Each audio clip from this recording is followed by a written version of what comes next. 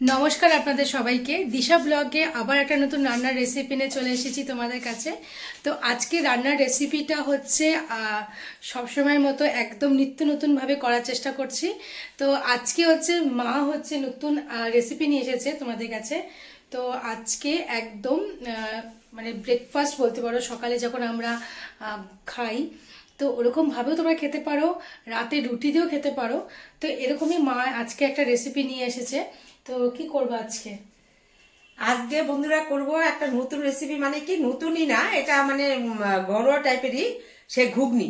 তো ঘুগনি তো তোমরা অনেক রকম করেই খাও, কিন্তু আমি আজকে একদম আলাদা টাইপের ঘুগনি করব, যেটা আগের দিনে বয়স্ক মানুষরা যে রান্না করতো, শর্টকাটে করতো, মানে 10 থেকে 15 মিনিটের মধ্যে ঘুগনি হয়ে যাবে। আমি এমন পজিশনে দেখাবো তোমাদের, তোমরা করে খেয়ে কমেন্ট করে জানাবে। তোমরা দেখতে থাকো যে আমি কিভাবে ঘুগনিটা করছি। কিন্তু আমি আগে থেকে ধুয়ে রেখেছি, একদম ভালো করে ধুয়ে। আর আগের দিন রাত্রেবেলায় ভিজানো হয়েছে, রাত্রেবেলা ভিজাচ্ছে, দেখে দেখো ফুলে একদম টই টম্বা হয়ে গেছে। কিন্তু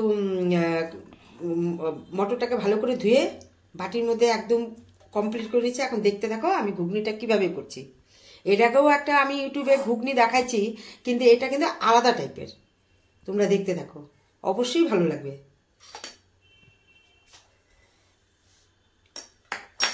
পেঁয়াজ বাটা,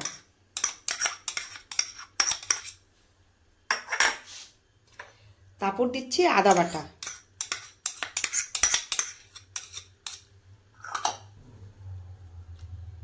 তারপর দিচ্ছি জিরের গুঁড়ো,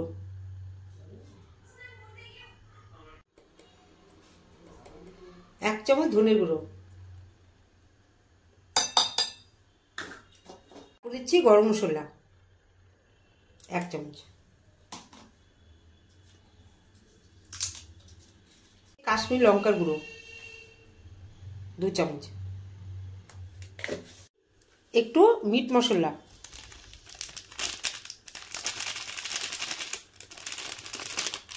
এটা তো আইডিয়া করে দিলাম। 1 চামচ, চামচটা ছোট তো তার জন্য আমি 1 চামচের থেকে একটু বেশি হলুদ দিলাম। তারপর দিচ্ছি রসুন কুচি, পেঁয়াজ কুচি,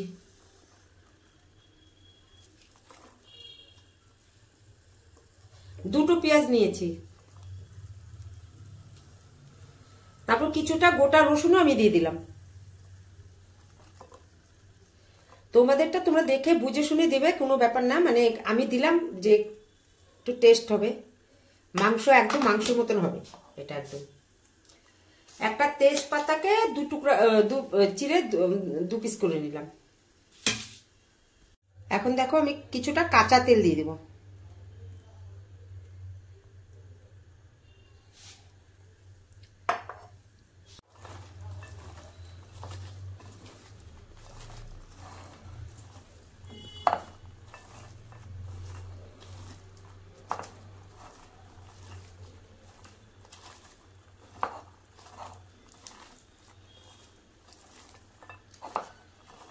আমাদের বাড়িতে একটু লোক বেশি, তো ওর জন্য হাফ কেজি মটর দেওয়া হয়েছে। তোমরা মনে করো যে কম হলে কম করবে, বেশি হলে বেশি করবে, সেই বুঝে শুনে মশলাটা দেবে। কিন্তু এইভাবে করে অবশ্যই খাবে, বাড়ি শুদ্ধ বোঝা যাবে কি যে আমি মাংস রান্না করছি, মাংস সেন্ট বেড়াবে। এটা খেতে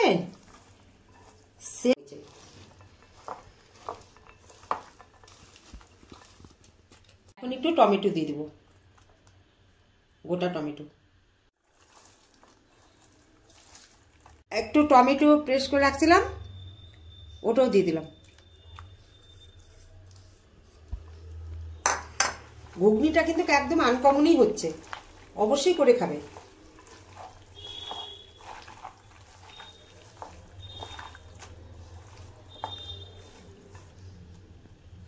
এখন আমি প্রেসারের মধ্যে দিয়ে দেবো।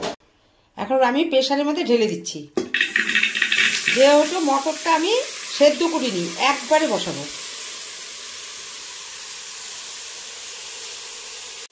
বাকি একটু জল দিলাম, জল আমাকে আরো দিতে হবে। 3 থেকে 4 কাপের মতন জল দিব। 2 কাপ হলো, আগে 1 কাপ দেওয়া হয়েছে বাটি ধুয়ে, 3 হয়ে গেল। এটা দিয়ে 4 কাপ জল দিলাম। আর যদি লাগে তাহলে গরম জলটা পরে দেওয়া যাবে। এই যে আলুটা দিয়ে দিচ্ছি, কাঁচা আলুটা।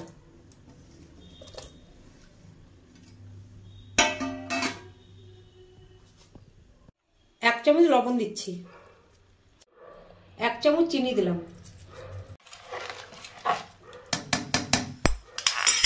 এখন উপর দিয়ে আমি আরেকটু কাঁচা তেল দিয়ে দেব।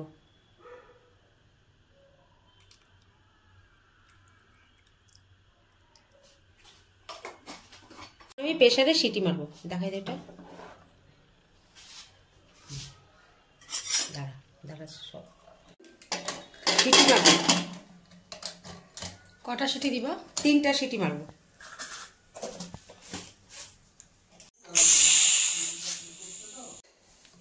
দেখি এখন ঘুগনিটা সেদ্ধ হলো কিনা কি জানো।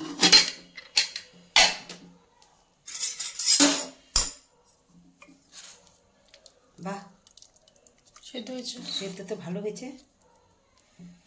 ঠিক আছে, দেখো কি সুন্দর গলে গেছে। গলে একদম মাখো মাখো হয়ে গেছে, সুন্দর দানা দানাই আছে। দেখো, দেখেছ কি সুন্দর হয়েছে। আমি উপর দিয়ে ধনে পাতা দিয়ে দেবো।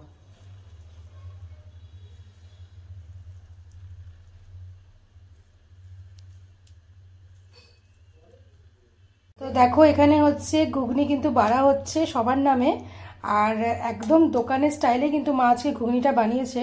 আর তার সাথে আছে ডিম। তো ডিম কেউ বলবে না যে গোটা মশলা দিয়ে রান্না হয়েছে। আর একদম কোনো সম্বরণা, কোনো কিচ্ছু না, কোনো সম্বরণাও দিইনি, কিছু না। একদম দেখলাই তো, মাখিয়ে চেখে বসাই দিছি। দারুণ হয়েছে, দারুণ হয়েছে। খাবে, খেয়ে কমেন্ট করে আমাকে জানাবে। তো দেখো আমাদের কিন্তু ডিম ঘুগনি একদম তৈরি। খেয়ে বলতে কেমন হয়েছে?